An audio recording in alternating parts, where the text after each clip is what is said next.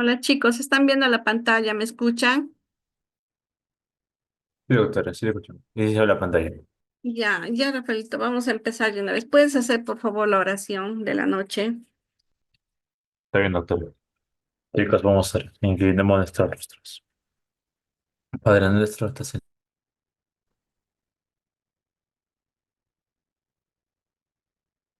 el conocimiento, siempre ando mucho más nuestro conocimiento sobre la neurología. Según cada de nosotros, Señor, también los chicos que están para entrar, que pueden entrar rápido. Y bendice a doctorita que va a dar la clase. En nombre de Jesús, amén. Ay, muchas gracias. Vamos a continuar con lo que nos queda de la parte de neuropatología. Hoy día vamos a desarrollar lo que son las enfermedades infecciosas. Pues dentro de los cuadros infecciosos vamos a ver infecciones virales, bacterianas, micóticas y parasitarias. Entonces, empezaremos con lo que corresponde a lo que son las meningitis, ¿no? Antes, recordaremos, las meninges vienen a ser unas membranas que cubren el cerebro, ¿verdad? Y la médula espinal. Tenemos tres membranas. La parte más externa está formada por la dura madre, luego tenemos la aracnoides y la pía madre, ¿verdad?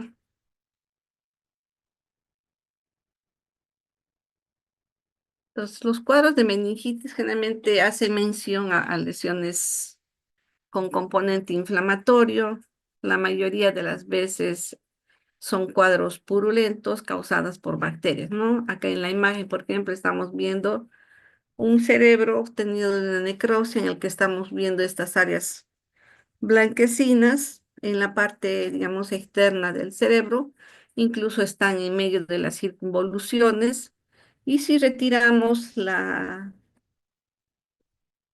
parte, digamos, de la meninge que está en contacto con el cerebro de la pía madre, vamos a poder observar directamente en medio de las circunvoluciones, ¿no? Acá todavía lo estamos viendo con la meninge, pero debajo de ella incluso nos permite ver el edema que hay en las circunvoluciones. Vean ustedes, el cerebro está aumentado de volumen, prácticamente se nota, digamos, el edema y una prominencia en las circunvoluciones, ¿no? Porque en estos cuadros no solamente es el componente inflamatorio, sino también todo lo que acarrea un proceso inflamatorio.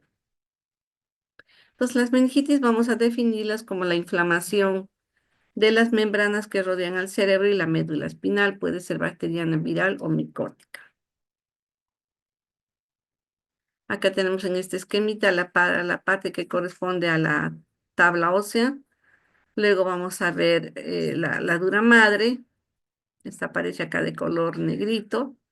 Luego vamos a ver la aracnoides y ya en contacto con el parénquima cerebral, la pía madre, ¿no? Entonces, ¿dónde se van a alojar los gérmenes? En estas tres estructuras, ¿no?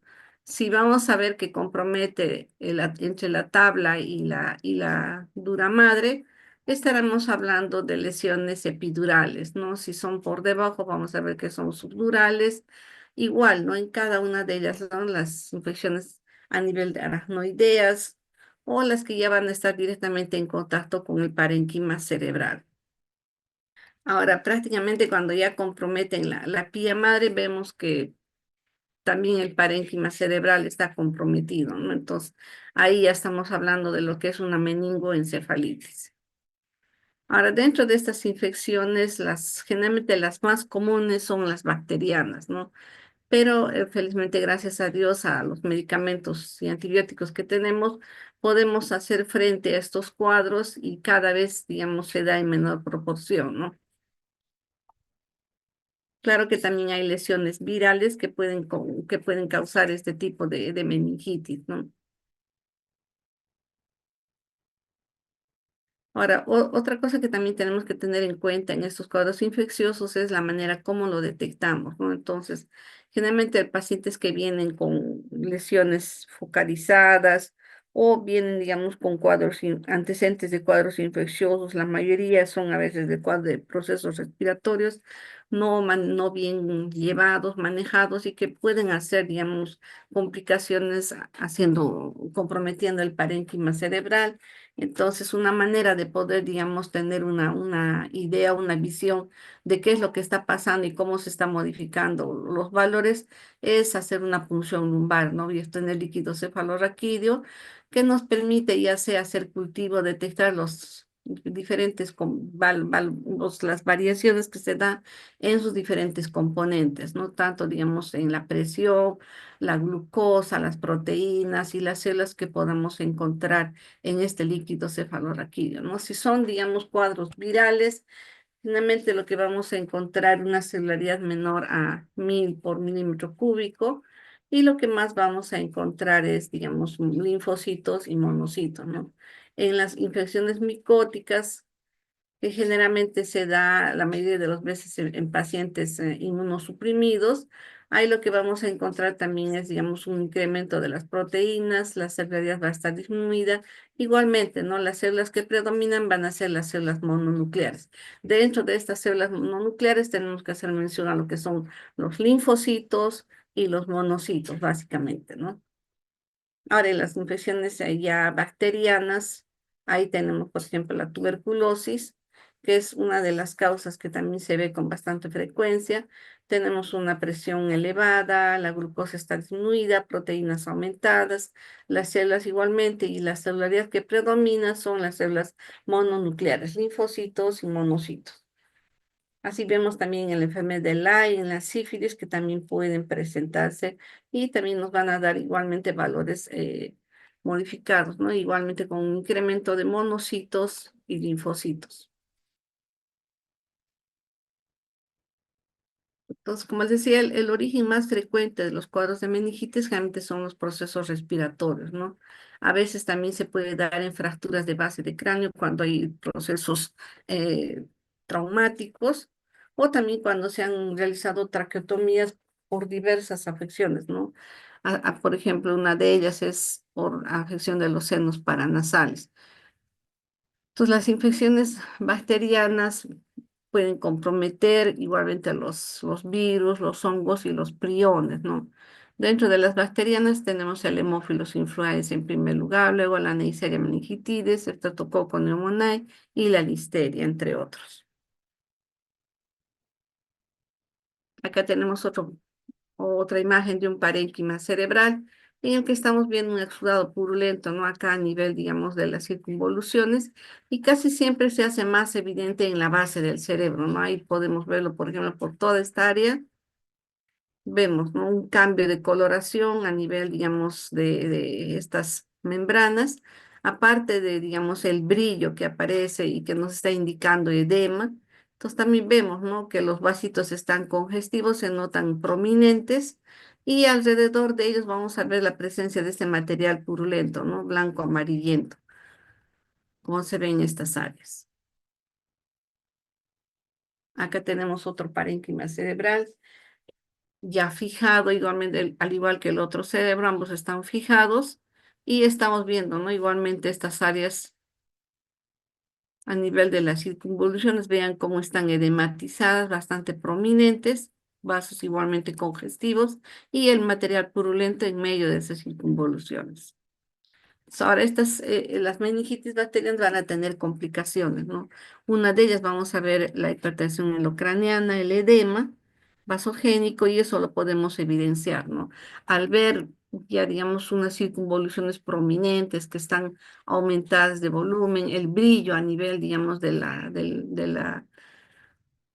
meninge también nos está indicando el edema, ¿no? El aumento del líquido y esto tiene su traducción clínica, ¿no? Pacientes que tienen vómitos explosivos, cefaleas intensas, a veces ya hacen cuadros de rigidez de nuca, convulsiones, entre otros, ¿no? Ya nos están alertando de que está habiendo un cuadro, un proceso infeccioso, ¿no? Y acá esto pues tiene que tener su tratamiento así rápido para poder disminuir el volumen, ¿no? Porque si esto persiste, sabemos que las amígdalas se pueden enclavar a nivel del agujero magno y pueden causar la muerte de los pacientes, porque a nivel del tronco cerebral tenemos el centro cardiorrespiratorio, hacen un paro y estos pacientes sí pueden fallecer.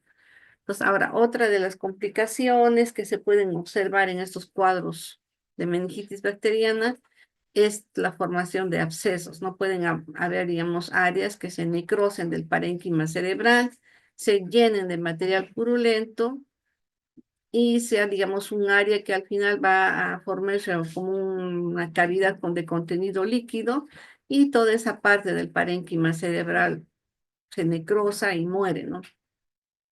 Perdiendo esa área porque eso no se recupera ni hay, digamos, reparación.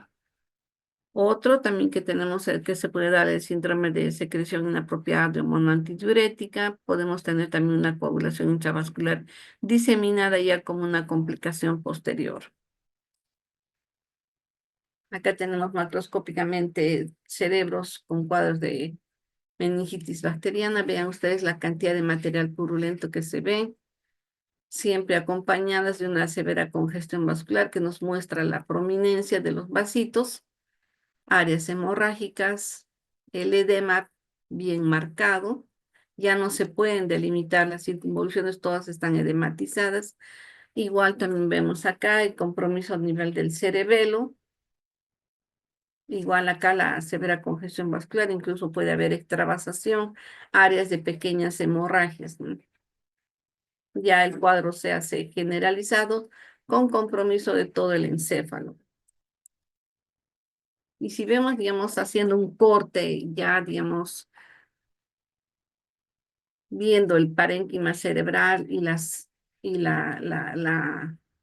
meninges, acá estamos viendo el parénquima cerebral, acá se da un espacio que está lleno de agua, por eso aparece así como una separación y transparentes porque acá hay líquido y acá estamos viendo, ¿no? Toda el área comprometida por el proceso inflamatorio. Todos estos puntitos moraditos que estamos viendo corresponden, digamos, a la infiltración de componente inflamatorio, ¿no? Y acá parte de la meninge que todavía se conserva, pero igual también tiene componente inflamatorio. Entonces, si hacemos un corte pequeñito a este nivel, miren lo que observamos es gran cantidad de neutrófilos. El componente inflamatorio acá que predomina viene a ser el polimorfo nuclear neutrófilo. También vamos a poder observar linfocitos, monocitos, porque son parte de la respuesta inflamatoria. Acá hay ya un parénquima cerebral fijado, parte ya se ha retirado de las meninges y vemos, ¿no? Las circunvoluciones también están edematizadas, aumentadas de volumen. Acá en el corte histológico estamos viendo el parénquima cerebral, todo el área que corresponde a la corteza, severa congestión de vasos, hay extravasación también de matíes, por eso se ve así áreas más concentradas de matíes. Igualmente acá vean toda la meninge, toda la pía madre y la aracnoides están comprometidas, ¿no? Llenas de componente inflamatorio, áreas de edema, por eso se ven separaciones transparentes. Y en esta vista panorámica nos permite ver tanto la parte del encéfalo, la corteza cerebral y las meninges, ¿no? Entonces, no solamente es como nos imaginamos que solamente hay componente inflamatorio, sino vamos a ver todos los elementos que acompañan a una inflamación, ¿no? Sobre todo una inflamación aguda, vamos a ver edema, el aumento de volumen que se va a dar y va a hacer presión en todas las circunvoluciones, ¿no? Como el cerebro prácticamente está dentro de una caja ósea, de un macizo hueso, entonces no tiene, digamos, dónde expandirse, no queda allí y por ahí es que al enclavarse, digamos, al hacer presión, se mete la protuberancia, todo el tronco cerebral al agujero magno y se produce una compresión con afección del centro cardiorrespiratorio y que puede causar la muerte de los pacientes, ¿no? Acá mayor aumento, ya vamos viendo un poco más componente, digamos, de las áreas de hemorragia, el componente inflamatorio, el aumento de espesor de las meninges. En realidad todo esto vendría a ser una delgada capa normal, pero acá estamos viendo hasta 7, 8 veces el aumento del espesor por el infiltrado inflamatorio que se da, ¿no? Y acá ya mirándolo, digamos, en un momento de un 40X, nos permite ver, digamos, a la gran cantidad de neutrófilos que se ven en estas áreas, ¿no? Todo esto está lleno de neutrófilos, hematíes, hay extravasación de hematíes que han salido de los vasitos que se han roto, y acá estamos viendo a la meninge, ¿no? Necrótica ya prácticamente, igualmente con áreas de componente inflamatorio. Todas estas áreas oscuritas que ven como puntitos vienen a ser acúmulo de gérmenes, colonias de gérmenes, el componente inflamatorio, hematíes. Estos espacios claros vienen a ser áreas de edema. Y creo que de repente lo hemos visto tal vez en alguna de las láminas. Si ustedes recuerdan, hemos visto áreas de inflamación, ¿no? Con componente inflamatorio, entonces más o menos nos ubicamos a qué estoy haciendo referencia. Ahora, en cuanto se refiere a las meningitis virales, que generalmente se les dice asépticas, porque no vemos material purulento, ¿no? En estos cuadros virales es más por enterovirus. Ahí tenemos a los Coxsackie, ecovirus, poliovirus, enterovirus humano, y luego también, digamos, a virus de otros cuadros infecciosos como son los de las paperas, el herpes simple, varicela zoster, ¿no? Que pueden causar cuadros de meningitis, ¿no?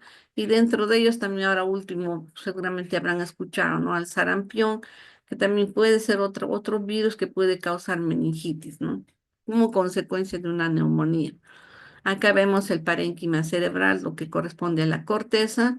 También tiene infiltrado linfomonocitario. Acá el infiltrado en los cuadros virales es básicamente de linfocitos y monocitos, ¿no? Pues estamos viendo acá la pía madre y la aracnoides con componente inflamatorio a base de linfomonocitario, linfocitos y monocitos. ¿Qué más estamos viendo? Igualmente vemos la congestión vascular a nivel de los vasos llenos de hematíes, tanto en las meninges como también a nivel del parénquima cerebral, ¿no?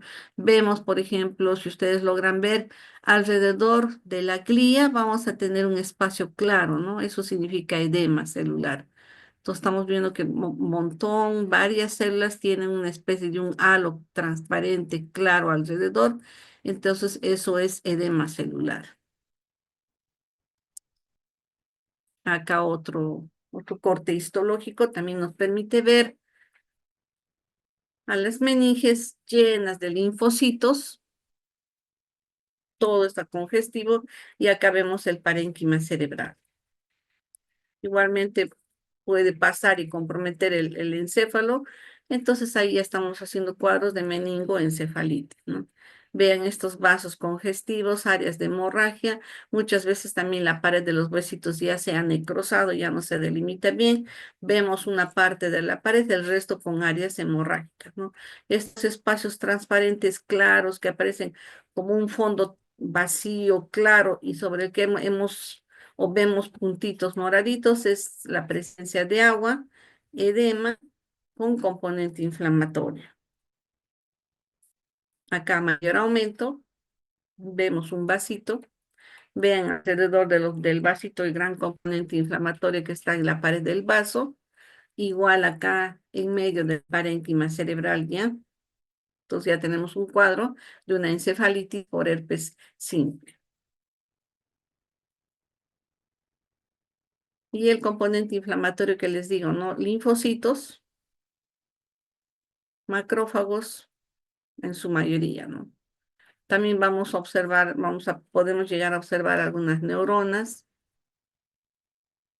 Y acá, digamos, cuando se da estos cuadros, cuando estamos observando el componente inflamatorio, a veces es, digamos, difícil distinguir a la glía, ¿no? Sobre todo a la microglía, que son más o menos células de casi del tamaño de un linfocito. Entonces, se confunde o digamos, está en medio del componente celular, ¿no? Y ya lo que nos hace, digamos, precisar que efectivamente hay un componente inflamatorio es el volumen de células, ¿no?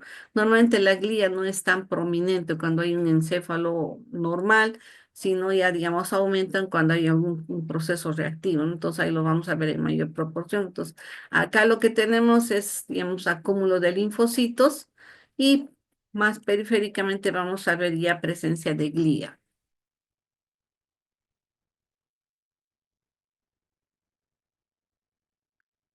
Ahora hay, digamos, procesos virales que nos van a dar los cambios citopáticos en respuesta, digamos, a la afección del virus por el núcleo de la célula, ¿no? Entonces vamos a ver inclusiones virales.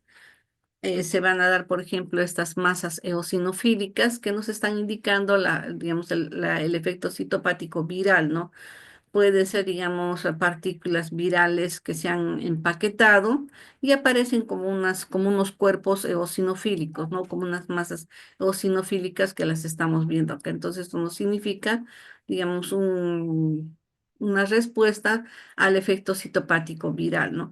Igualmente, hay virus que son característicos, como por ejemplo el citomegalovirus. El citomegalovirus nos va a dar esa imagen, esa figura que se da el ojo de buey, en el que el virus va a afectar el núcleo, aparece, digamos, como áreas más compactas, más eosinofílicas. Ah, pero vamos a regresar a la imagen anterior. Acá, entonces, más o menos así parecido es el efecto citopático viral en citomegalovirus, ¿no? Ahora también se puede dar en el herpes. En el herpes vamos a tener casi parecida esta imagen, pero varias células juntas, ¿no? Entonces, eso es lo que llamamos también el moldeamiento nuclear. Entonces, cuando vemos varias células que tienen el reborde bien remarcado como este, estamos frente a un herpes, a un herpes viral, ¿no? Otro, les decía, también puede ser, digamos, el papilomavirus, que también nos da el coilocito, pero es difícil verlo a nivel cerebral. Más que todo lo que se ve es citomegalovirus y herpes también nos puede dar, ¿no?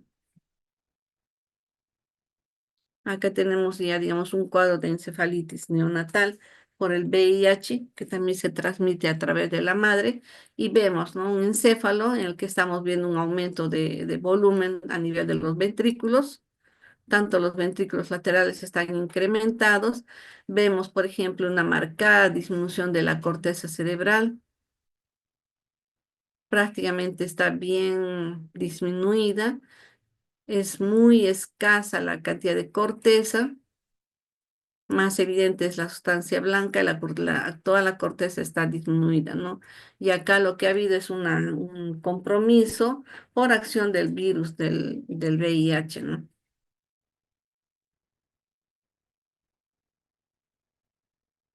Acá también estamos viendo la hidrocefalia que ha causado, digamos, un incremento. Acá estamos viendo los ventrículos bien dilatados. Y eso también va a acarrear un aumento, digamos, de volumen de las circunvoluciones. No se delimita mucho entre ellas. Está pegada una circunvolución a la otra por el marcado de y la presencia de líquido. Acá vemos también otro cuadro de atrofia. Prácticamente el cerebro está convertido en una bolsa de líquido. Y esto también se ve, ¿no? En algunos cuadros de meningitis neonatal.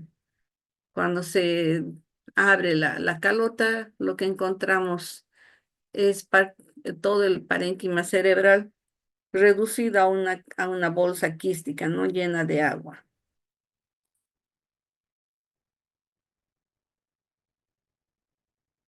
Otra cosa que también se observa, digamos, en esos cuadros de meningitis es el compromiso de los vasos, ¿no?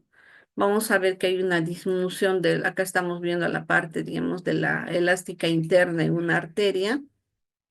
Esta área que se remarca como, digamos, áreas, todo esto que estamos viendo acá como áreas serpiginosas que están moldeándose como tiras que van más arrugaditas, corresponden a la elástica interna, ¿no? Entonces la elástica interna tiene una imagen más o menos serpinginosa. Esto está debajo de todo lo que es la parte del endotelio en la parte de la íntima de los vasos. Y vemos, ¿no? Que toda la luz también está con material necrótico. Entonces esto va a causar una disminución de la luz del vaso, ¿no? Entonces acá tenemos una disminución, prácticamente sería hasta de un 80% en la luz, y esto, digamos, por una respuesta al proceso infeccioso, ¿no? Con una respuesta vascular. Acá estamos viendo otro igualito, pero ya digamos a nivel de las venas, hay flebotrombosis igual también se ve en los cuadros de meningitis. Entonces, lo que observamos son varias complicaciones, ¿no? No solamente, digamos, es el compromiso del parénquima cerebral, sino también la afección, la respuesta citopático-viral a nivel de las células, el compromiso vascular, el edema que se da en este órgano. Acá vemos la formación en una complicación de un absceso cerebral a nivel del lóbulo temporal. Vean un área, como les decía, no toda la parte del parénquima cerebral que se necrosa va a formar una especie de una cavidad, ¿no? Como un hueco vacío lleno de líquido, ¿no?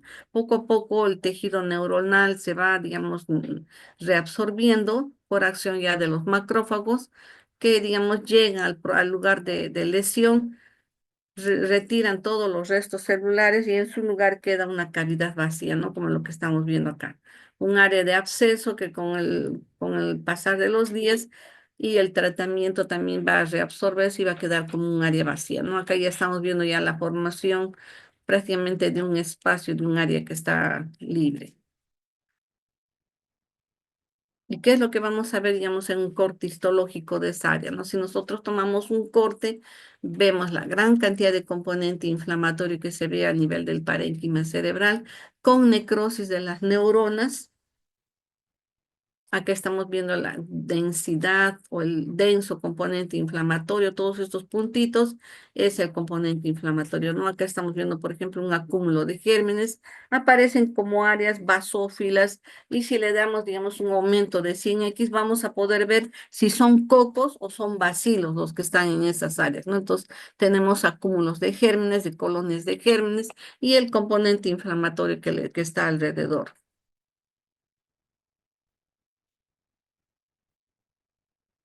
Acá otras áreas con abscesos, vean, un área de absceso, acá tenemos otra, por acá igual. Son múltiples áreas abscedadas, ¿no? Todas estas son muestras que se han obtenido de necropsias, ¿no? Que se han realizado a los pacientes y estamos viendo estas áreas abscedadas. Acá a nivel de la base del cerebro igualmente, otra área de exudado, y esto se veríamos en los cuadros de tuberculosis, ¿no? Podemos incluso ver esa área de necrosis caseótica, áreas amarillentas, como lo que se observa a nivel, digamos, de los pulmones o de los otros órganos. Vemos ese material necrótico amarillento que se desmorona como un queso. Igual lo vamos a ver también a nivel cerebral, ¿no? Igual va a haber una destrucción del parénquima cerebral, ya sea, digamos, a nivel de la corteza cerebral o del cerebelo. Acá otra área de tuberculoma. Todo ese es un área de tuberculoma y todo esto vendría a ser la necrosis caseosa.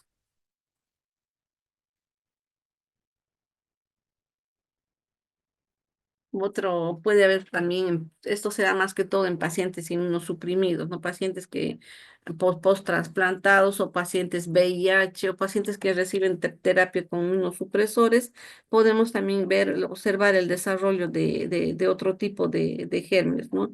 Acá tenemos a la cándida que también va a producir áreas abscedadas. Acá tenemos un absceso por cándida que está comprometiendo a la corteza y parte de la sustancia blanca, ¿no? Ahora, en cuanto se refiere a las infecciones micóticas, también se hacen presente y vamos a ver, digamos, una aspergillosis, complicación, digamos, de un cuadro pulmonar, ¿no? Paciente inmunosuprimido que tiene el aspergillus y estos aspergillus por vía sanguínea, por vía hemática, pueden llegar al parénquima cerebral y causar áreas abscedadas, parecidas también a las otras áreas que hemos visto por afecciones de otros microorganismos, también se pueden dar como digamos en todas las lesiones que comprometen al parénquima cerebral, vamos a tener, digamos, un área de necrosis y posteriormente, digamos, reabsorción de todo el tejido necrótico y va a quedar como una cavidad vacía llena de líquido, ¿no? El área lesionada. Acá con la coloración de plata, con una coloración argéntica, nos permite ver, digamos, a las hifas de las pergilus, ¿no? Estas hifas que estamos viendo acá como ramitas corresponden a las aspergillosis.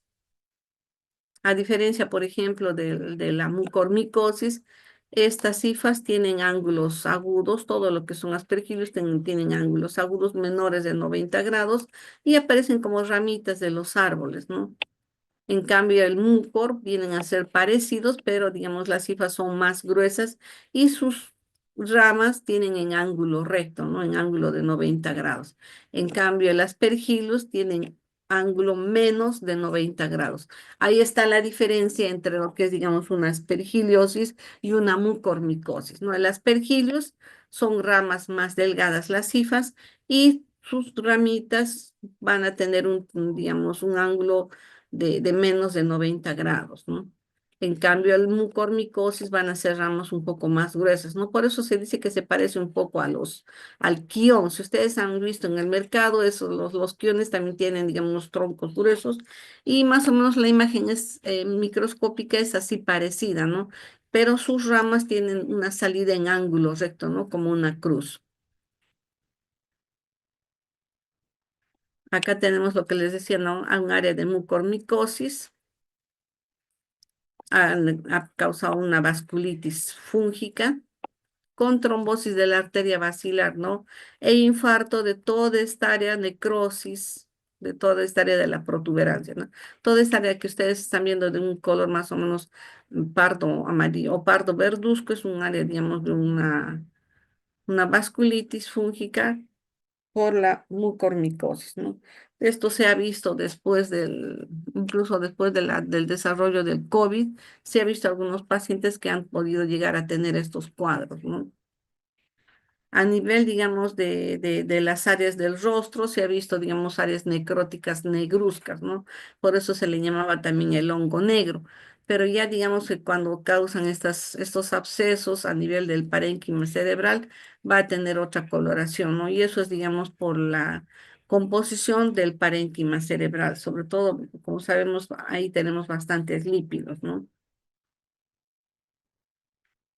Otros hongos que también comprometen el parénquima cerebral, tenemos a la criptococosis y esto se da en pacientes VIH, ¿no?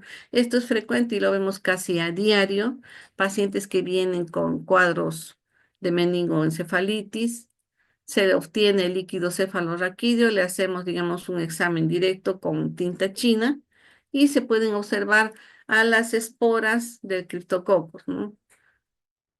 Tienen una forma circular y un halo periférico, ¿no? Acá tenemos el hongo en la parte central donde estoy señalando y alrededor se nota, digamos, un área un poquito más clara, ¿no? Que corresponde a la cápsula del hongo. Igual acá también vean, ¿no? El hongo y el área transparente alrededor, lo que nos indica que es una cápsula, ¿no? Es una estructura micótica. Podemos verla así como en ramas, como en acúmulos, y acá estamos viendo también linfocitos, ¿no? Entonces, el cuadro, digamos, que predomina en estos cuadros de micóticos es linfomononuclear, ¿no? Linfocitos y monocitos. Acá estamos viendo un área de parénquima cerebral. Vean, estas áreas de necrosis se están formando abscesos y vean, ¿no? Se reabsorbe el material necrótico y van quedando como unas cavidades, ¿no? Como huecos vacíos. Acá hay más pequeñitos y estos son un poco más grandes, ¿no? Pueden haber áreas abscesadas múltiples, ya sea, digamos, a nivel de la corteza cerebral o, digamos, ya, digamos, de la sustancia blanca o ya cercana a los ventrículos, ¿no? En el lugar donde estén, nos van a dar estas imágenes de áreas cavitarias distribuidas indistintamente. Acá vemos a las levaduras en los espacios alrededor de los vasos, ¿no? Vemos acá gran cantidad de esporas, todas estructuras circulares que ustedes están viendo por acá, todos estos puntitos son hongos, ¿no? Y lo estamos viendo con una coloración de paz, por eso se ve esta área, por ejemplo, se ve un poquito más lila porque la coloración nos permite ver estas estructuras micóticas, ¿no? En estos casos, sí, de todas maneras, es necesario hacer una coloración, ya sea con el ácido periódico de Schiff, que es el PAS, o las coloraciones argénticas, ¿no? Ambas son necesarias para poder demostrar y confirmar, digamos, nuestra sospecha de que es un cuadro micótico, ¿no? Y esto estos cuadros más que todo se dan en pacientes VIH, como les decía, ¿no?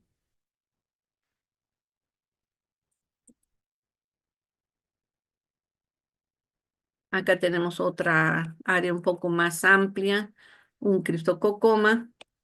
Vean, prácticamente el ventrículo está colapsado por esta masa que se ha instalado en esta área, ¿no? Un área extensa de necrosis, llena de hongos, ¿no? Con muerte de un montón de neuronas, glía y todos los componentes que tenemos en el parénquima cerebral. Entonces, un área amplia, un criptococoma. Así igualmente también podemos ver áreas de tuberculomas amplios que pueden comprometer no solamente una parte del parénquima cerebral, sino grandes áreas como las que estamos viendo en esta imagen.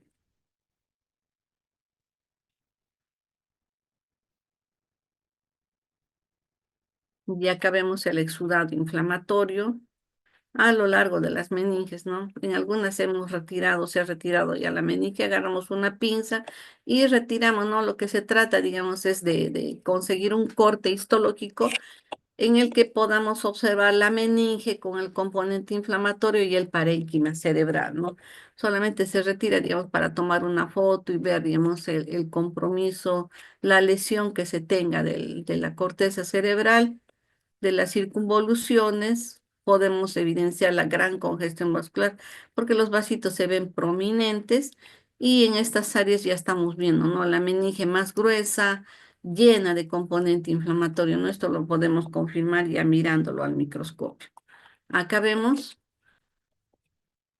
otra estructura micótica, una coccidioidomicosis, una célula gigante multinucleada, varios núcleos acá y acá.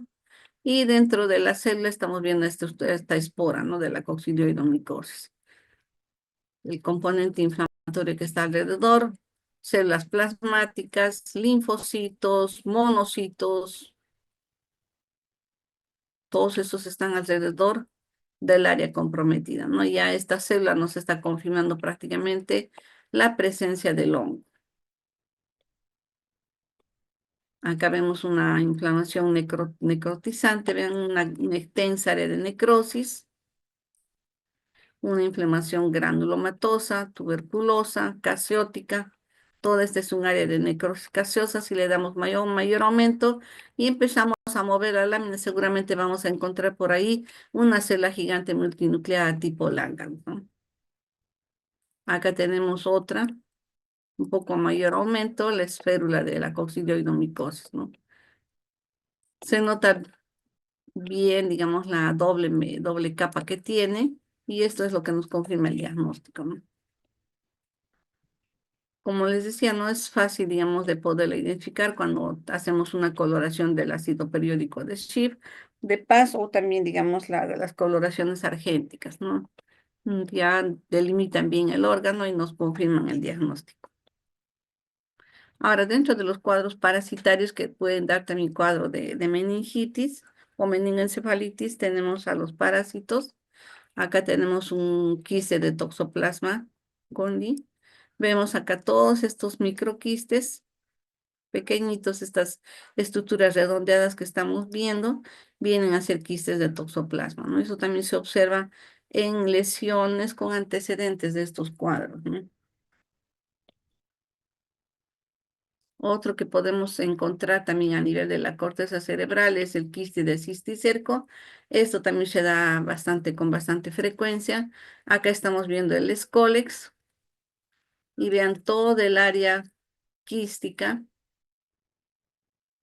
y en la parte interna encontramos al cisticerco, ¿no? Cuando mandamos un corte histológico, el cisticerco, como es una estructura ya más grande, prácticamente en el corte que vamos a ver a todo el parásito, o bueno, mejor dicho, una parte del parásito. Estamos viendo toda la cutícula externa, toda digamos, vendría a ser la parte, digamos, de su epidermis del parásito. Y en la parte interna tendríamos a las otras estructuras, ¿no? De su aparato digestivo. Ahora, dentro de las infecciones virales, que lo que les decía en un principio, acá tenemos al citomegalovirus, Vean el efecto citopático viral. Hace, digamos, el ojo de buey. Acá tenemos hacia la parte central el virus y el halo periférico característico del citomegalovirus, ¿no? Y esto se observa en cuadro de infecciones oportunistas, ¿no? Más que todo se ven pacientes VIH. Conjuntamente que estas inclusiones virales, estamos viendo el componente inflamatorio, ¿no? Linfocitos, macrófagos, otro macrófago y linfocitos, ¿no? Y acá estamos viendo, digamos, una encefalitis viral por citomegalovirus. Hay una disminución marcada de lo que es el parénquima cerebral. Tenemos una microcefalia y un patrón giral anormal, ¿no? Acá hay otro corte histológico también de microcefalia por citomegalovirus, una atrofia cerebral. Ven, en la corteza ha quedado prácticamente disminuida y se ha formado esta especie de cavidades, ¿no? Con una atrofia bien marcada. Igual también tenemos un patrón de giro anormal, una hidrocefalia bien marcada. Podemos ver áreas de calcificaciones periventriculares, ¿no? Todo lo que está alrededor de los ventrículos podemos observarlas. Aparecen como áreas endurecidas cuando se palpa y es por las calcificaciones que se hay, ¿no? Y toda calcificación distrófica nos está indicando una necrosis celular. Podemos verlo también esto con las imágenes de ayuda diagnóstica. Acá tenemos la TAG de un neonato con citomegalovirus congénito. Estas áreas de calcificación periventricular alrededor de los ventrículos y un patrón giral anormal también. En el VIH también vamos a ver lesiones. Vemos acá acúmulos de células gigantes, multinucleadas, cercanas, digamos, a la pared de un vaso, ¿no? Y eso se ve en pacientes VIH. Como sabemos, estas células gigantes multinucleadas vienen a ser macrófagos modificados, al igual que las células epitelioides, ¿no? Que las vemos en los granulomas tuberculosos. Y otra lesión que también se observa en estos cuadros infecciosos es las lesiones espongiformes, ¿no? Que se da en la enfermedad de Creutzfeldt-Jakob. Yo creo que es el paciente se da, digamos, esta enfermedad de las vacas locas, ¿no? Y también podemos observar en algunas otras lesiones, ¿no? Por ejemplo, en la enfermedad de Alzheimer pueden observarse estas áreas claras, ¿no? Como espacios vacíos que se dan y a esta imagen de ver estos espacios vacíos también le llaman, digamos, áreas espongiformes, ¿no? Acá estamos viendo, vean estas áreas con marcada atrofia de la corteza cerebral, un cerebro prácticamente atrófico, disminuido en su volumen, ¿no? Ahora, estos pacientes muchas veces fallecen antes de llegar, digamos, a las etapas ya finales de esta enfermedad, ¿no? Estos cuadros causan, digamos, demencia senil, incluso pacientes que entran en hacen cuadros psicóticos y otras complicaciones, ¿no? Acá vemos, por ejemplo, a nivel del cerebelo, en esta enfermedad igual, hay una disminución marcada de las células de Purkinje. Vemos acá una, dos, tres, cuatro células, ¿no? De esta capa granulosa del cerebelo. Y las células Purkinje prácticamente están escasas, ¿no? Una que otra. Entonces vamos a tener también una pérdida de estas células y de las células granulares. Hasta acá alguna pregunta, chicos, de procesos infecciosos.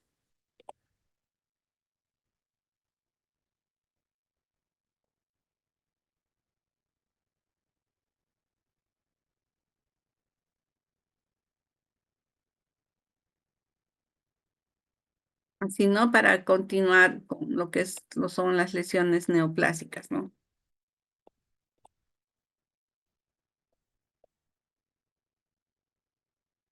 No hay ninguna pregunta.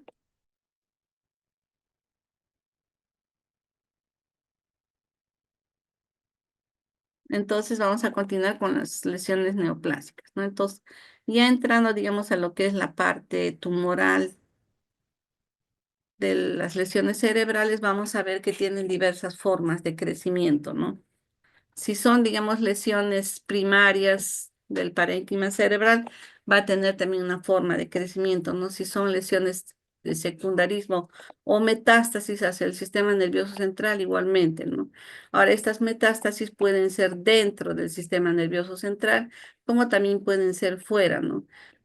La forma de crecimiento difuso o puede ser también un crecimiento múltiple, multicéntrico, pueden haber recidivas, se retira el área, digamos, de metástasis y puede volver a aparecer. Entonces, hay, digamos, diversas formas, diversas áreas, digamos, formas de presentación de estos cuadros neoplásicos, ¿no? Y todas estas formas de presentación nos van a, digamos, junto con la semiología, nos van a, digamos, dar una noción de si este cuadro es, digamos, un cuadro primario o es generalmente un cuadro secundario, ¿no?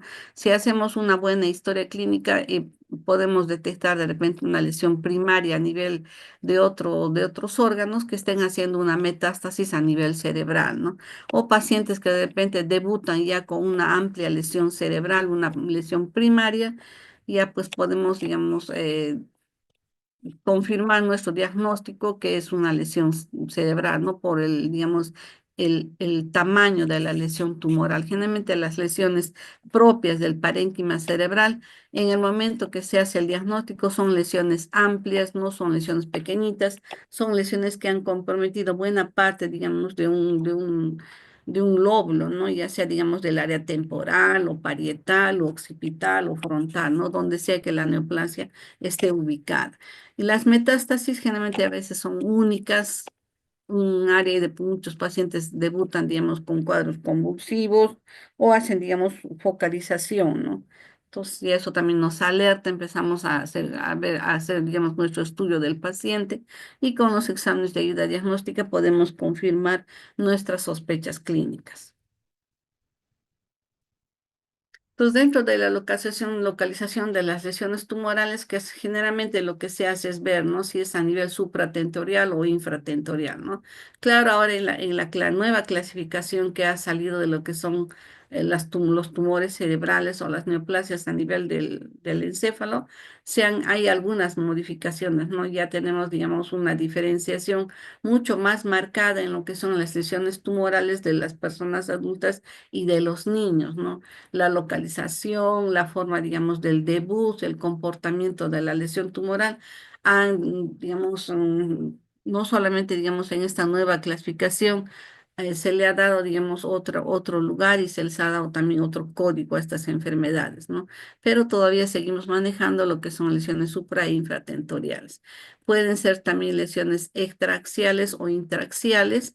Acá, digamos, la lesión supratentorial generalmente hace mención a todo lo que es, digamos, la parte del cerebro y las lesiones infratentoriales a lo que es, digamos, el tronco cerebral y el cerebelo.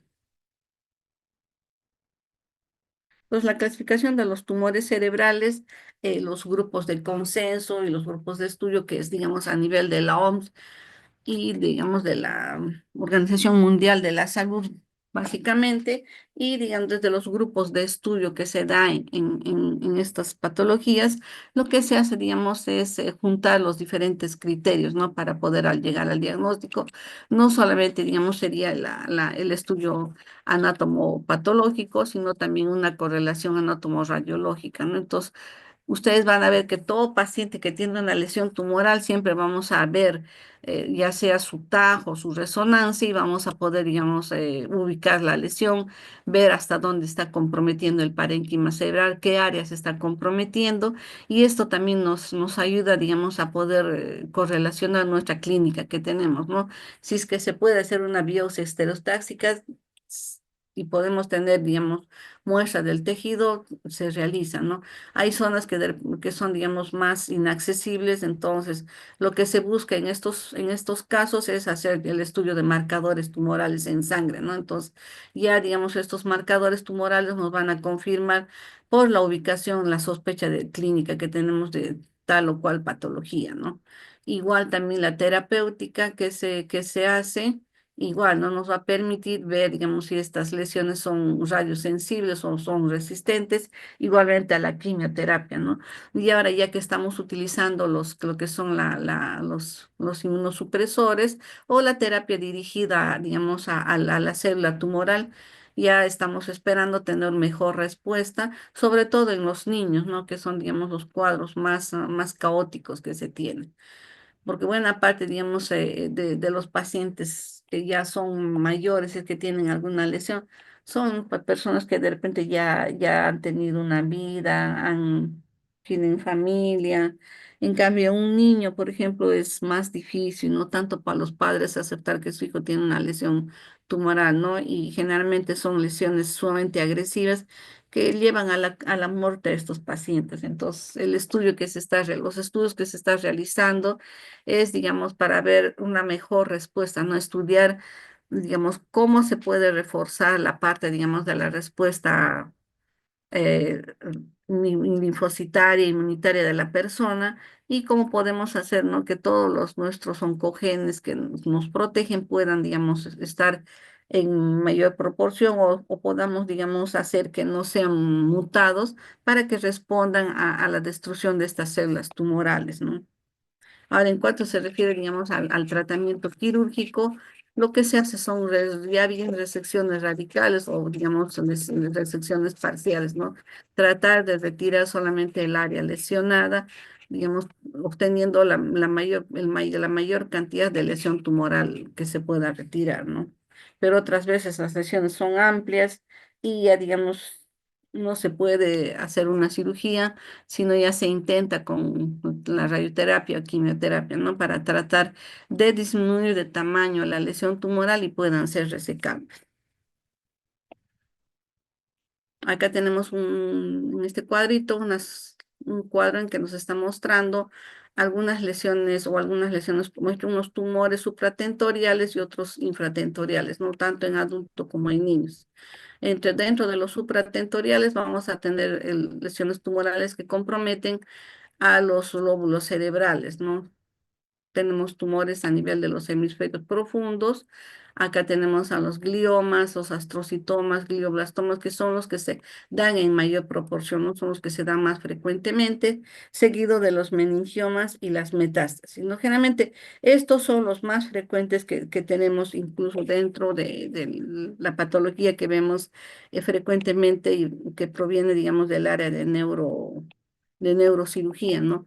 La mayoría de las lesiones son astrocitomas, seguido de los meningiomas o las lesiones metastásicas, ¿no? Secundarios. Puede haber también lesiones a nivel de la silla turca, los adenomas hipofisiarios y los craniofaringiomas. Estos 5 cuadros son los que más frecuente vemos en los servicios de neurocirugía, ¿no? Pueden aparecer también otras lesiones, ependimomas, pueden aparecer lesiones hemangioblastomas, meduloblastomas, sobre todo infratentoriales, que se dan, pero son menor proporción a comparación de las lesiones supratentoriales, ¿no? Ahora, estas lesiones que se dan a nivel infratentorial generalmente son más frecuentes en niños, ¿no? También en adultos los vemos, pero son más frecuentes en niños, ¿no? Sobre todo los tumores de la línea media y tenemos a los meduloblastomas, ependimomas, ¿no? Y a las lesiones de los hemisferios cerebrales tenemos a los astrocitomas, sobre todo los astrocitomas juveniles, ¿no? Acá a nivel, digamos, ya la parte posterior, a nivel del ángulo pontocerebeloso, tenemos el neurinoma del acústico, algunos meningiomas epidermoides, gliomas también tenemos del tronco cerebral, hemangioblastomas a nivel del tronco cerebral y meningiomas también que se pueden dar en estas áreas, ¿no? No, digamos, haciendo excepción también a lesiones que pueden comprometer el nervio óptico, el nervio olfatorio o, digamos, otras áreas, ¿no? Que son, digamos, que tienen terminaciones nerviosas. Ahora, las lesiones tumorales generalmente hacemos esta graduación, ¿no? Grado 1, grado 2, grado 3 y grado 4, ¿no? Generalmente esto es por, digamos, las características celulares que tienen las lesiones tumorales, ¿no? Generalmente decimos grado uno cuando el tumor crece lentamente, tiene células con aspecto parecido al de las células normales y la diseminación no es, digamos, muy marcada, ¿no? Hacia los tejidos adyacentes. Entonces, generalmente decimos, ¿no? Cuando las lesiones son o las células son parecidas a las células normales, las células tumorales, estamos hablando de un grado uno, ¿no? Igualmente pasamos al grado 2 cuando el tumor también aún persiste su crecimiento lento y ya vemos que se está, digamos, habiendo más infiltración a los tejidos adyacentes. Eso nos podemos corroborar con los exámenes de ayuda diagnóstica. El grado 3 ya, digamos, es un tumor que ha crecido rápidamente, compromete, infiltra áreas adyacentes, no hay, digamos, una delimitación. Y en el grado 4 digamos, ya, digamos, la tipia celular es más marcada, vamos a ver necrosis y áreas de hemorragia, ¿no? Entonces, siempre ya que encontramos áreas de necrosis y hemorragia, también nos está indicando una lesión de alto grado, ¿no? Y ahí generalmente encontramos a los glioblastomas multiformes. En cuanto a la epidemiología, representan, digamos, el 1% de todos los tumores que se observan. La supervivencia, incluso con tratamiento, es de un 20% a los 5 años, dependiendo la localización. Por ejemplo, si un 5% va a haber lo que corresponde a fosa posterior, 70% lesiones supratentoriales y el resto de un 20 a 25% lesiones múltiples o difusas. Ahora, en cuanto, digamos, se corresponde a las otras lesiones, vemos que de un 15 a 20% de los tumores son a nivel del sistema nervioso central, sobre todo en niños, ¿no? Un 70% van a ser infratentoriales. De este grupo vamos a ver que casi un 34% son astrocitomas y casi un 27% son meduloblastomas. El cuadro clínico, seguramente ustedes ya lo habrán visto, no siempre, digamos, la cefalea es un cuadro, o es una de los síntomas que se hacen más presentes desde un principio. A esto se añade, digamos, los cuadros de náuseas y vómitos explosivos, el papiledema que lo podemos detectar en un fondo de ojo, alteraciones en el equilibrio, en la marcha, ya digamos la visión borrosa, nistagmos, diplopías, ¿no? Nos están alertando, digamos, de la masa tumoral que está creciendo dentro del parénquima cerebral, hace efecto de masa y esto es, digamos, lo que va a hacer que incluso aumente la presión, haya un cuadro de hipertensión endocraniana, ¿no? Que nos lleva a estos cuadros de cefalea, náuseas y vómitos, ¿no? Ahora, lesiones a nivel del tronco cerebral, vamos a tener, digamos, otra sintomatología, ¿no? Ataxia, lesiones de parecias bilaterales, trastornos oculomotores, de la deglución, piramidalismo, hipertensión endocraniana.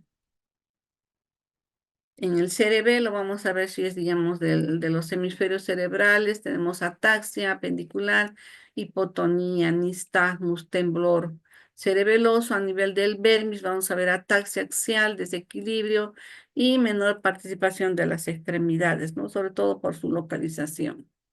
Y a nivel lesiones a nivel del cuarto ventrículo, básicamente una hipertensión endocraniana precoz, ¿no? A nivel del ángulo pontocerebeloso, hipoacusia, neurosensorial, ipsilateral, vértigo y síndrome del hemisferio cerebeloso ipsilateral. El diagnóstico lo hacemos básicamente con los exámenes de vida diagnóstica. Ahora ya tenemos, digamos, aparte del ATAC, tenemos la resonancia con contraste que nos ayudan bastante al diagnóstico de estas lesiones, ¿no? Ahora, dentro de los tumores gliales que son más frecuentes, tenemos a los astrocitomas, ¿no?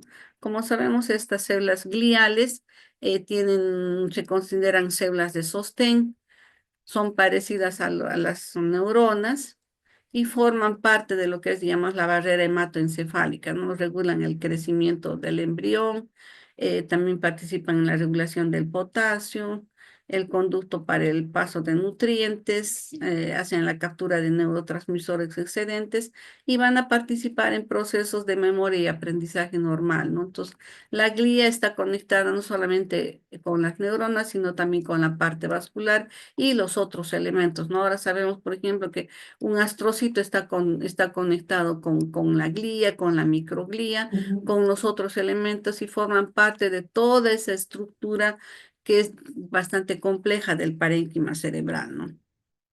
Entonces, estos astrocitomas se consideran tumores neuroepiteliales originados en estos astrocitos, ¿no? Generalmente conforman entre el 80 a 85% de los tumores neuroepiteliales. Es un tumor intramedular. El primero, digamos, que se da en niños y el número dos en niños a nivel cervical y torácico, ¿no? Tienen una incidencia que se da entre los 30 y 40 años. Según la clasificación de la Organización Mundial de la Salud, si son lesiones que se detectan en un grado uno, generalmente hay una buena respuesta, ¿no? Ahora forman parte, digamos, de lo que son el grupo de los tumores, están dentro de los gliomas. A este grupo también vamos a incluir al glioma del nervio óptico, a los astrocitomas talámicos, astrocitomas del tronco cerebral y la médula espinal, ¿no? Y tienen, digamos, sintomatología propia del área lesionada, ¿no? Y también, digamos, la parte histológica tiene sus características propias.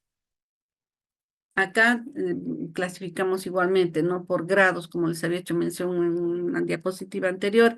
El grado uno es el que tiene mejor pronóstico y es el que es el astrocitoma pilocítico, ¿no? Por la forma de su presentación, de tener, digamos, las células en forma, digamos, como estructuras filiformes, alargadas, ¿no? Parecidas a los folículos pilosos. Por ahí es que se le llama también astrocitoma pilocítico, ¿no? Si son detectadas a tiempo y están en el grado uno tienen buen pronóstico. En el grado 2 ya tenemos, digamos, una lesión más difusa, más infiltrante, ya tiene, digamos, mayor agresividad. En el grado 3 prácticamente ya es un astrocitoma que tiene mayor atipia, tiene peor pronóstico y la evolución es desfavorable, ¿no? En el grado 4 ya tenemos al glioblastoma multiforme, que ya es sumamente agresivo, tiene áreas de necrosis y hemorragia, ¿no? Y rápidamente llevan a la muerte a estos pacientes. Ahora, dentro de las astrocitomas, los astrocitomas no infiltrantes generalmente son los del grado uno, los astrocitomas pilocíticos, ¿no? Ahora, dentro de este grupo, el astrocitoma pilocítico se considera un astrocitoma intraxial. No hay, digamos, una predilección del sexo, no se da, digamos, tanto en varones como en mujeres. Representan un pequeño grupo, no es menos del 5%. Entonces, estos tumores, si se dan, digamos, y los llegamos a observar comparados con un astrocitoma grado 2, grado 3 o grado 4, es bastante bajo, no menos del 5%.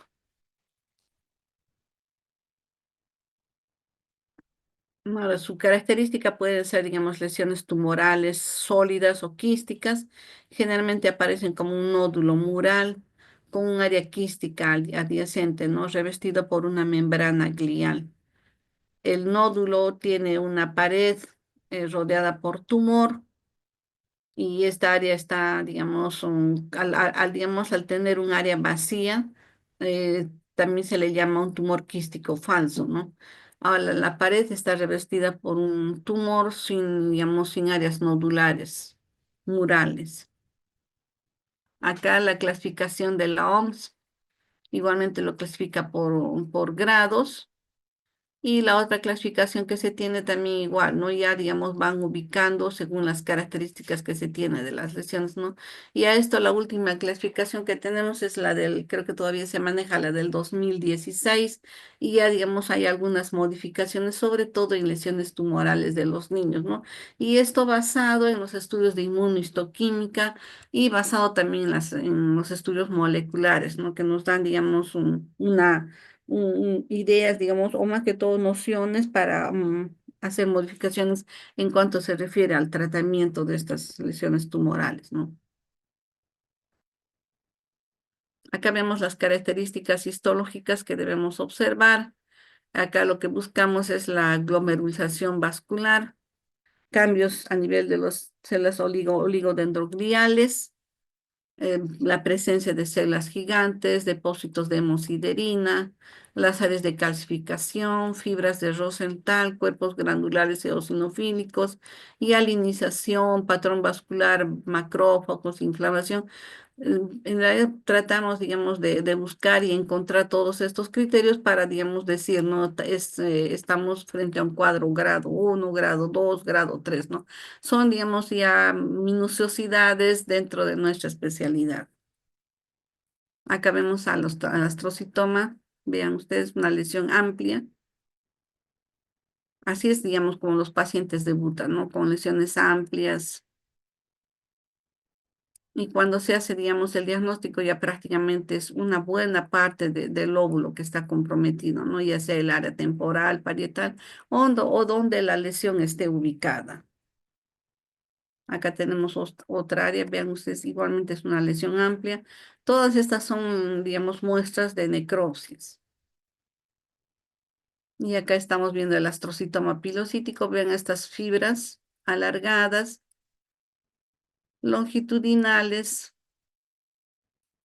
y en medio de estas células atípicas, ¿no? De los astrocitos. Entonces, por eso que se le llama el astrocitoma pilocítico y estamos observando estas fibras de Rosenthal, ¿no? Formaciones longitudinales, alargadas, eosinofílicas. Acá vemos el pseudoglomérulo, vienen a ser vasitos anormales, de una formación anormal, que por la forma de estar, digamos, un tanto plegadas, un vaso con otro vaso, aquí estamos viendo varios vasitos, ¿no? Como que todos estuvieran juntos y esa forma de estar juntos hace que se le dé un parecido a un glomérulo, ¿no? Entonces, por eso se le dice pseudoglomérulos. Entonces, acá lo que estamos viendo es una proliferación vascular formando pseudoglomérulos, ¿no? Entonces, todo esto cuando tenemos una lesión tumoral de un astrocitoma, buscamos, ¿no? A ver qué es lo que se observa. Si todavía, digamos, es un grado 3, grado 2, podemos ubicar todo esto, pero si, digamos, ya estamos frente a un glioblastoma multiforme, prácticamente la necrosis, la tipia es bien marcada, ¿ya? Entonces, acá tenemos necrosis que aparecen como áreas amorfas, sin células. Acá tenemos la pseudo empalizada, como que las células se acomodan y se ponen en hileras, ¿no?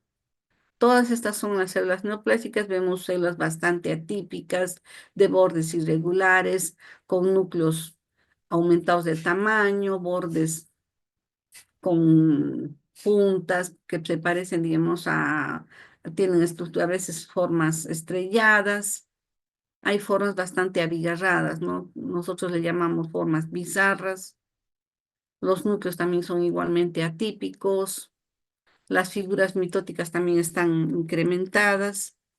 Y esto con un examen de ayuda diagnóstica podemos, digamos, confirmar. No vemos acá tenemos una tomografía, tenemos el área sólida captante, el área hipodensa que aparece un poco más oscura, el halo que se observa alrededor. Ya digamos, estas también son minuciosidades de las lecturas que tenemos de las tomografías, ¿no? Otra lesión que también se da bastante frecuente son los meduloblastomas. La mayoría tiene una localización a nivel del cerebelo o del vérmix en un 74%, en el vérmix 94% a nivel de los hemisferios cerebelosos. Tienden, digamos, a sobresalir a nivel del cuarto ventrículo y, digamos, en el techo, ¿no? O cuando se dirigen hacia el tallo. Hay localizaciones atípicas, sobre todo en adultos o niños mayores de 9 años. La agresividad también es alta en estos meduloblastomas. Como les decía, es un tumor que generalmente se da en niños. Tiene un pico de incidencia a los 5 años y es la neoplasia más común que se observa en niños, ¿no? Que representa más o menos el 38% de los tumores de la fosa posterior. Y cuando se hace el diagnóstico, prácticamente hay siembras varias áreas, a lo que llamamos también siembra por goteo, o lesiones también multifocales, ¿no? Y la hidrocefalia obstructiva, que también es bastante frecuente. A estos pacientes se les tiene que poner sus válvulas para poder, digamos, disminuir la presión intracraneana, ¿no? Acá tenemos un meduloblastoma a nivel del vérmis cereberoso.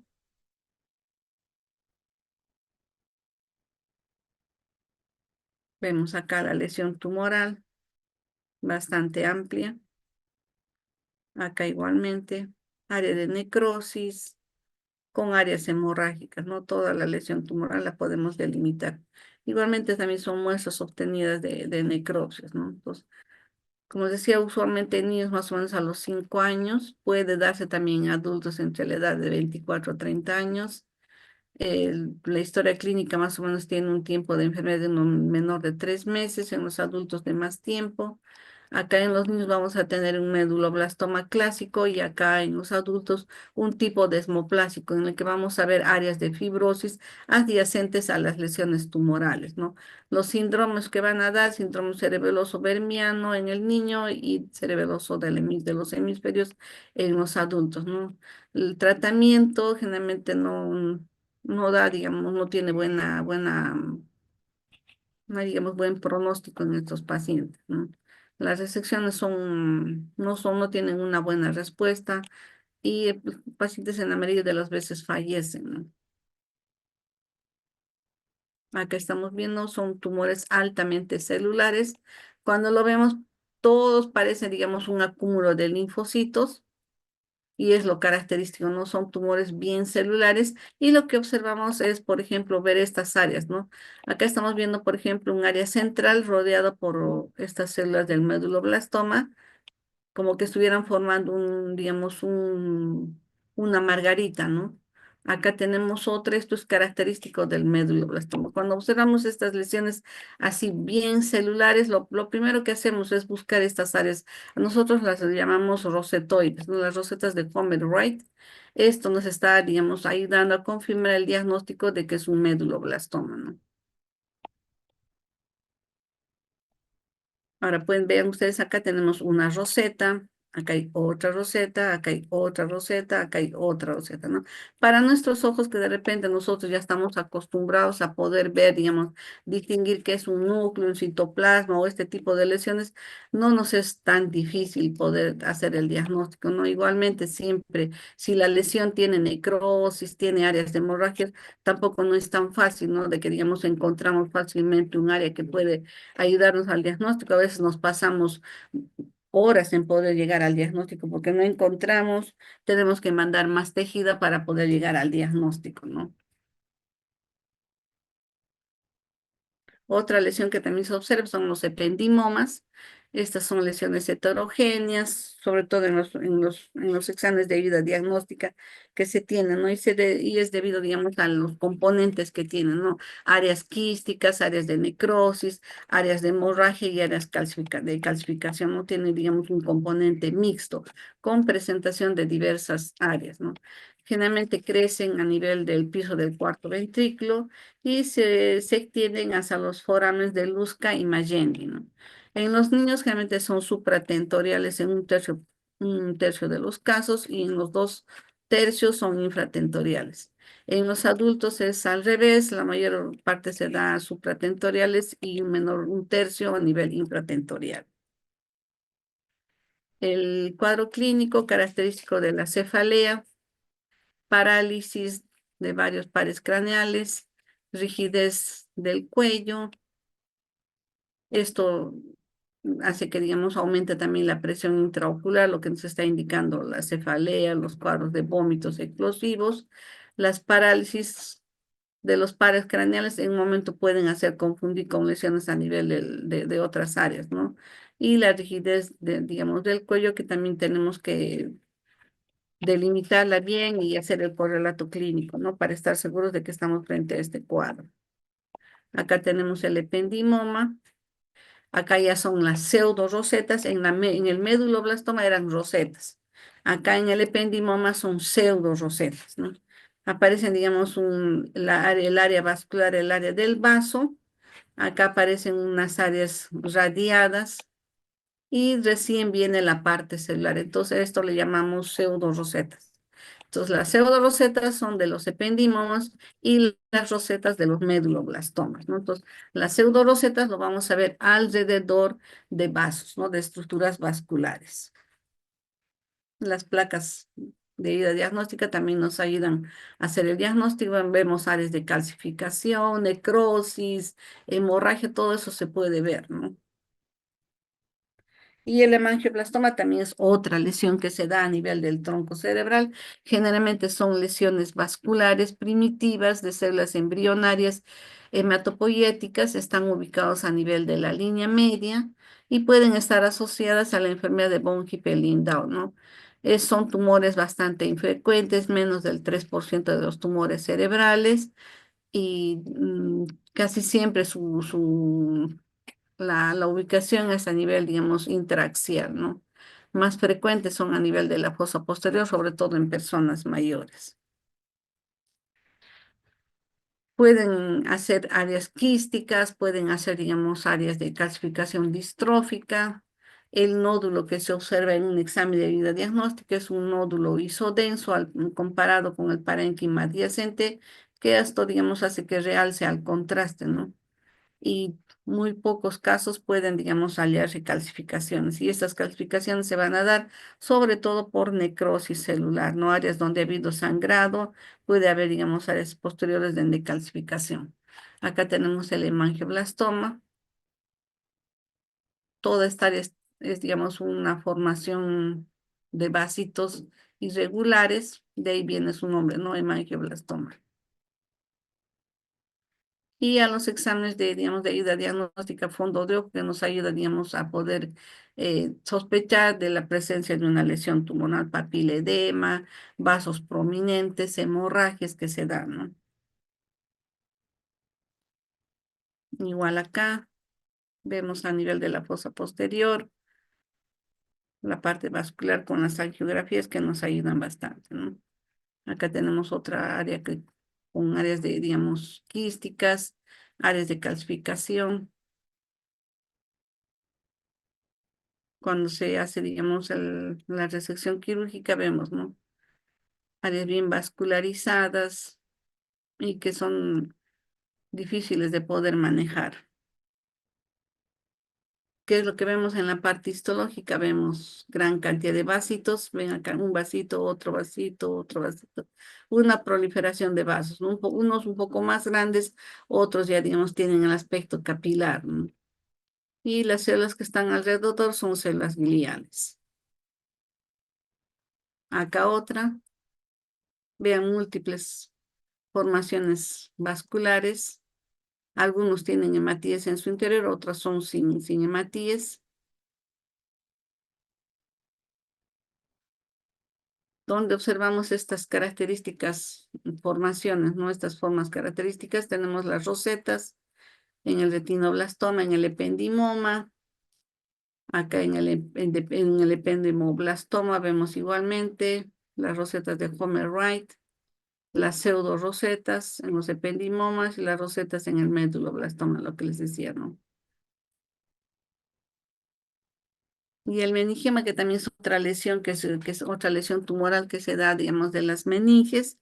Acá estamos viendo una lesión amplia, ya por fuera del parénquima cerebral, generalmente son derivadas de la dura madre. Acá vemos un meningioma, acá estamos viendo otro igual. Algunas veces lo que hacen es efecto de masa, comprimen y causan atrofia del parénquima cerebral donde están ubicados, ¿no? Vean ustedes, está bien adherido a la dura madre. Igual acá pueden tener, digamos, una presentación a nivel, digamos, supratentorial o, digamos, estar a nivel de la base del cerebro, ¿no? La característica histológica que observamos son células fusiformes de un aspecto epitelioide que pueden estar formando como una especie de remolinos, ¿no? Como lo que estamos observando acá, como que hay digamos, como que están formando tractos, células que van en diferentes direcciones, ¿no? Y tienen, digamos, colágeno adyacente. Ahora, según las características dentro de estos meningiomas, los más frecuentes son los meningiomas meningoendoteliales, ¿no? Que son por las características celulares de tener células de aspecto epitelioide, es que los llamamos así, ¿no? Meningiomas epitelioides. Ahora pueden infiltrar también, digamos, ya tejido adiposo. En estos casos son meningiomas a nivel del nervio óptico, ¿no? Como sabemos, en la parte retroocular tenemos tejido adiposo y acá estamos observando, ¿no? Estas áreas de meningioma. A mayor aumento, grupos celulares meningoendoteliales, ¿no? Acá tenemos otro tumor. Generalmente las lesiones de secundarismo, vamos a ver que son tumores intraaxiales. Acá tenemos un carcinoma metastásico. Bien, chicos, hasta acá habríamos llegado con esta parte de lesiones tumorales y lesiones infecciosas, ¿no? Nos faltaría lo que corresponde a las lesiones degenerativas, que ya, digamos, es un poco menos. Si tuvieran alguna pregunta.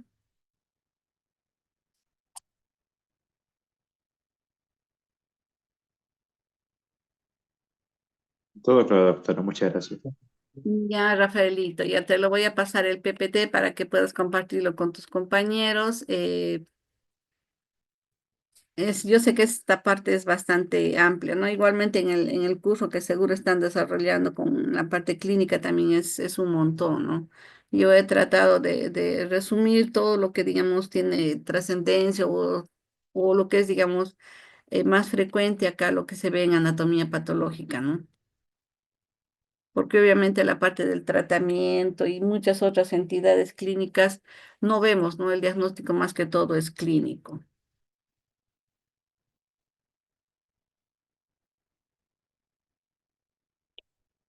Ya, doctora, muchas gracias. Ya chicos, si no hubiera ninguna pregunta, nos quedamos acá y ya les paso el PPT. Gracias por vuestra atención y vuestra paciencia, ¿no? Nos estamos viendo ya, Rafaelito, quedaríamos para la última parte, que creo que sería incluso ya menos de media hora. No vemos en qué área ustedes tienen libre para poder terminarlo. Está bien, doctora, no se preocupe, ahí yo le confirmo. Ya, ya, Rafaelito, gracias, nos vemos. Ya, Gracias. Hasta doctora. luego, doctora. Gracias, Bien, Miss. chicos, nos vemos, cuídense bastante. Gracias, doctora. Ya, nos vemos.